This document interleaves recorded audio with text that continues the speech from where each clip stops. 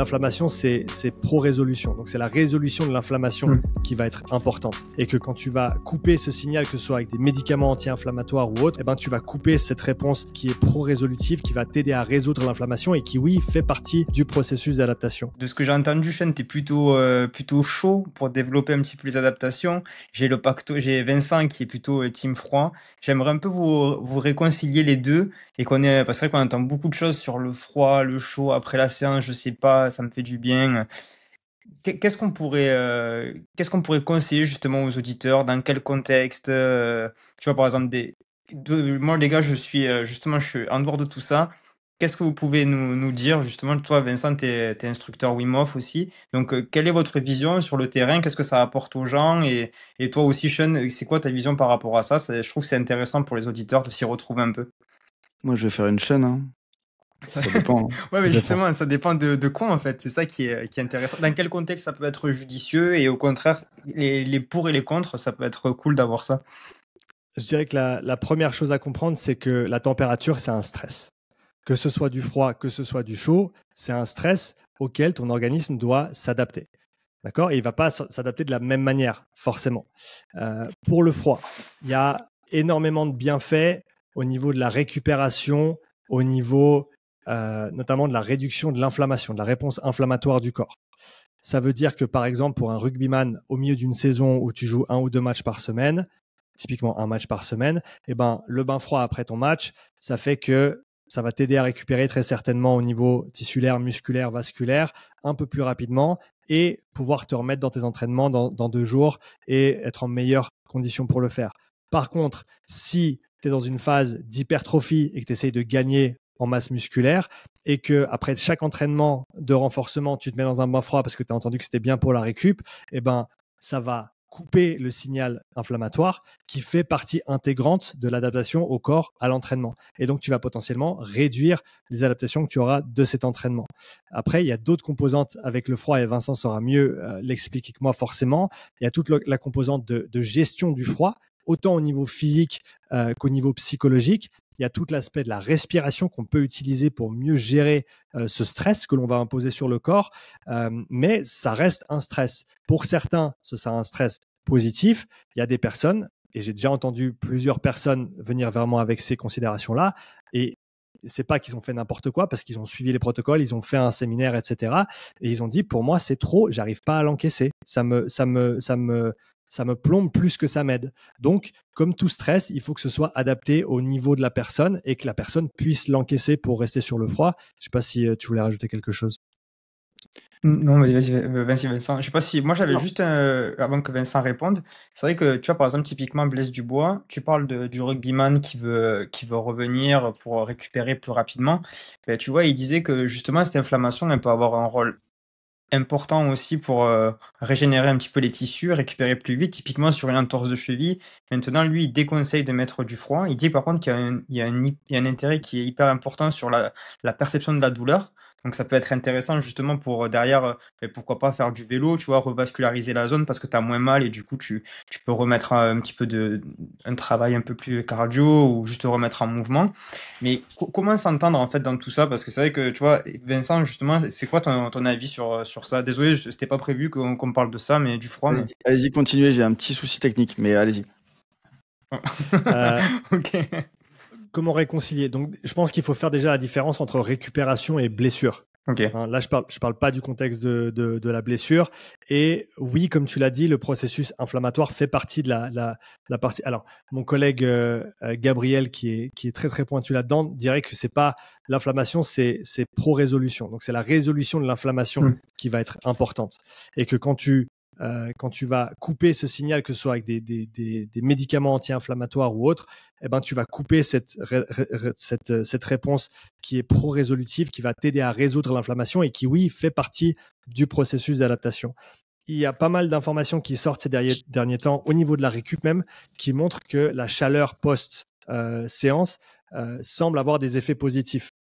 Notamment, tu fais une séance d'hypertrophie musculaire, faire un sauna juste après ou faire un bain chaud juste après, il semblerait même plus de bénéfices sur les adaptations que d'aller te mettre dans du froid. Okay. Donc, ça, c'est une chose à considérer. Et sans même parler de l'aspect entraînement à la chaleur, qui, encore une fois, est un stress qui peut être utilisé, qui peut être très, très intéressant d'un point de vue des adaptations, qui est indispensable si tu dois performer ensuite dans un environnement qui est chaud, parce qu'il faut s'acclimater. Mais il faut encore une fois se dire pourquoi est-ce que j'utilise. C'est des outils. Le chaud, le froid, c'est des outils et il faut savoir justifier ou réfléchir pourquoi je l'utilise. Et tu peux le justifier dans un sens ou dans l'autre. Je pense que dans toute situation, tu peux te dire « Ouais, mais si j'utilise, ce serait bien pour ça. Ouais, mais peut-être que c'est négatif potentiellement pour ça. » Donc, le contexte est toujours roi et c'est pour ça qu'on ne peut pas juste dire le froid, c'est bien, le chaud, c'est pas bien ou inversement.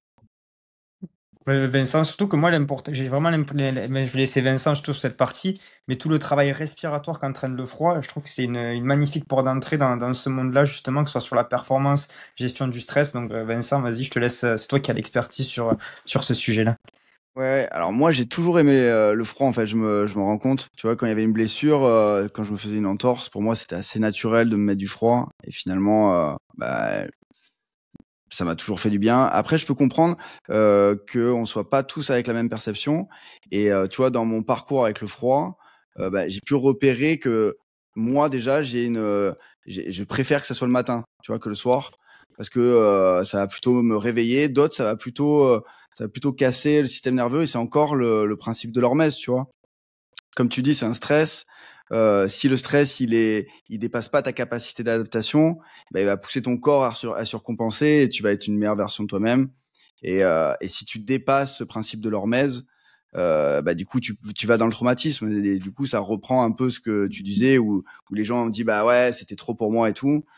Finalement, ils ont peut-être dépassé cette capacité d'adaptation et tu passes dans le traumatisme au lieu d'être dans le principe de l'hormèse, tu vois. Et qu'est-ce que Exactement. tu pourrais leur conseiller justement s'il y a des gens qui font des bains froids ou qui aimeraient se mettre justement au froid parce qu'ils veulent tester justement, qu'est-ce que tu pourrais leur conseiller, Vincent, toi, pour s'ils sont Je pense qu'il sportifs, tu vois?